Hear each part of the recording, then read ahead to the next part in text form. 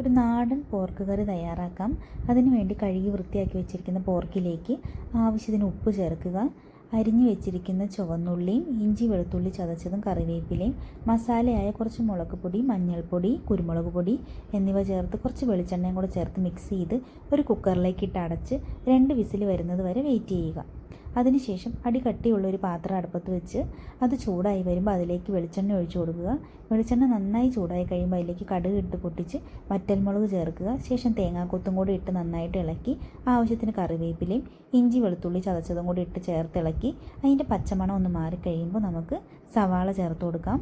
സവാള പെട്ടെന്നൊന്ന് വഴന്നു വരാൻ വേണ്ടിയിട്ട് നമുക്ക് കുറച്ച് ഉപ്പും കൂടെ ചേർത്ത് കൊടുക്കാം. അങ്ങനെ സവാളയെല്ലാം ഇളക്കി ഇതുപോലെ നന്നായിട്ട് വഴന്നു വന്നു കഴിയുമ്പോൾ കുറച്ച് മഞ്ഞൾപ്പൊടി ചേർക്കാം. മഞ്ഞൾപ്പൊടിയുടെ പച്ചമണം ഒന്ന് മാറിക്കഴിയുമ്പോൾ മുളക് പൊടി, മല്ലിപ്പൊടി, മസാലപ്പൊടിയും കൂടെ ചേർത്ത് നന്നായിട്ട് ഇളക്കി അതിൻ്റെ പച്ചമണം മാറുമ്പോൾ കുറച്ച് തക്കാളി ചേർത്ത് കൊടുക്കാം. തക്കാളി ഒന്ന് നന്നായിട്ട് കുക്കായി വന്നു കഴിയുമ്പോൾ വേവിച്ച് വെച്ചിരിക്കുന്ന നമ്മുടെ പോർക്കും കൂടെ ഇതിലേക്ക് ചേർത്ത് കൊടുക്കാം. എന്നിട്ട് നന്നായി ഇളക്കി തിളപ്പിച്ച് കുറുകി വരാറാകുമ്പോൾ അല്പം കുരുമുളക് പൊടിയും കൂടെ ചേർത്ത് കഴിഞ്ഞിട്ടുണ്ടെങ്കിൽ നമ്മുടെ നാടൻ പോർക്ക് കറി ഇവിടെ തയ്യാറായി.